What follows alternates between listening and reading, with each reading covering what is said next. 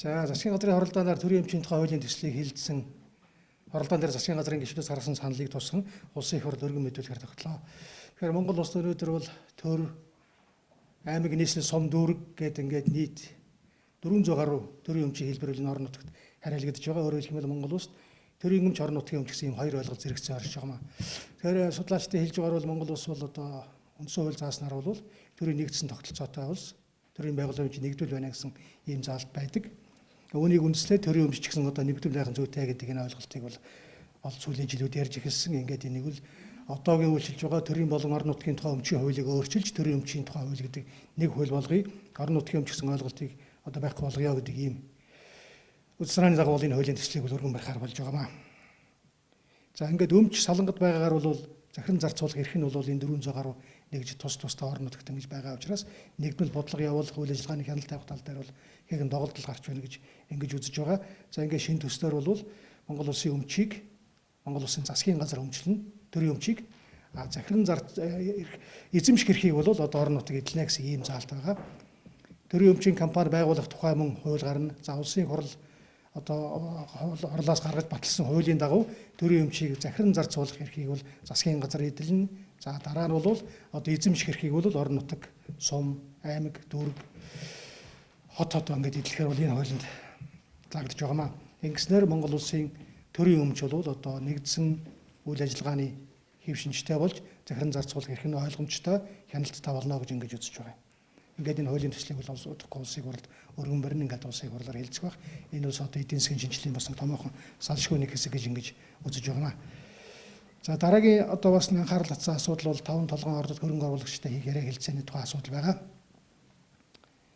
Яриа хэлцээний асуудлыг бол одоо улсын хурал дээр бас тодорхой хэмжээгээр шинжлэх шаардлагатай 5 толгойн ордыг эзэмших ашиглах тал дээр бол үр ашгийг нэмэгдүүлэх гэдэг энэ байр суурийг илэрхийлсэн дараагаар бол Монгол Улсын ерөнхий сайдын 165 дугаар захирамжаар бол ажлын хэсэг шинжилгээ байгуулсан байгаа. Хөрөнгө оруулагчтай их гэрээг хэлцээг үргэлжлүүлэх хэлцээрийн төслийг одоо бэлэн болгох энэ үр өгөх ажлын хэсэг байгаа. Ажлын хэсэгт бол хэд хэдэн субъект оролцож байгаа. За юуны өмнө хөрөнгө оруулалтын газар байгаа. Дээр нь бол Эрдэнэс Монгол 5 толгой, Эрдэнэс 5 толгой. За Монголын төмөр зам, дээр нь одоо олон улсын хуулийн болон эдийн засгийн зөвлөх үйлчлэгээ үзүүлдэг ийм компани нэгдсэн байдлаар л ажлын хэсэгт орсон байгаа. Ингээд хөрөнгө оруулагч тал болох одоо консорциумд багтаж байгаа Хятадын Шинхua Group, за Energy Resource болон Sumitomo Corporation бол 8 сарын 4-өөс хойш 20 гаруй удаагийн уулзалт хэлцээрийг хийсэн байна. За эхний үр дүнгээр бол бас тодорхой одоо хэлцээнд төрж байгаа тухай өчигдөр олонхан сайд жигжид бол мэдээлэлд ордсон. За юуны өмнө бол эхний хэлцээрийн ихэнх хэсэгт бол одоо хөрөнгө оруулагч тал бол Монголын талдаа өмнө нийжүүлсэн хэлцээрийнхаа үндсэн зарчмыг арилтуулна. Шинээр одоо томоохон өөрчлөлт оруулахгүйгээр хэлцээр үргэлжлүүлээ гэдэг ийм саналыг тавьсан. За Монголын ажлын хэсгийн талаас бол 5 толгойн ордын одоо үр ашгийг дээшлүүлэх үүднээс бол хэд хэдэн зарчмын шаардлагыг тавьсан. За зарим тал дээр бол ихний тохиролцоонд төрсөн тухай мэдээлж байгаа. За юуны өмнө бол эхлээд одоо төслийн компани гэдэг нь бол одоо консорциумын байгуулж байгаа компанид бол Эрдэнэс MGL компани бол хувь эзэмших асуудлыг бол өргөсөн байдлаар тохирсон юм байна. За ингэж хувь эзэмшнээрээ бол зөвхөн Монголын тал ногдол ашиг авахаасаа илүү одоо бас ногдол ашиг аавна. За дээр нь бол үйл ажиллагаанд оролцож хяналт авах боломж бүрднэ гэж ингэж үзэж байгаа. За энэ бол зарчмын томоохон тохиролцоо. За хоёр дахь нь бол мэдээж Монголын төмөр замын асуудал байгаа. Төмөр замыг бол хойч одоо Шинхua Group бол концессор бариад 30 жил ашиглаад дараа нь шилжүүлэх гэсэн ийм нөхцөл өмнө орж исэн бол одоо төмөр замд бол Монголын төмөр зам компани бол 51% эзэмших юм эрхтэйгээр оролцох тал дээр бол урьдчилсан байдлаар бол тохиролцоод байгаа юм байна. За ингэж оролцсноороо бол одоо Монголын талд төмөр замын дараагийн ирээдүйд одоо ашиглах төмөр замаар тээвэр явуулах тал дээр бол давуу хөөснө гэж ингэж үзэж байгаа.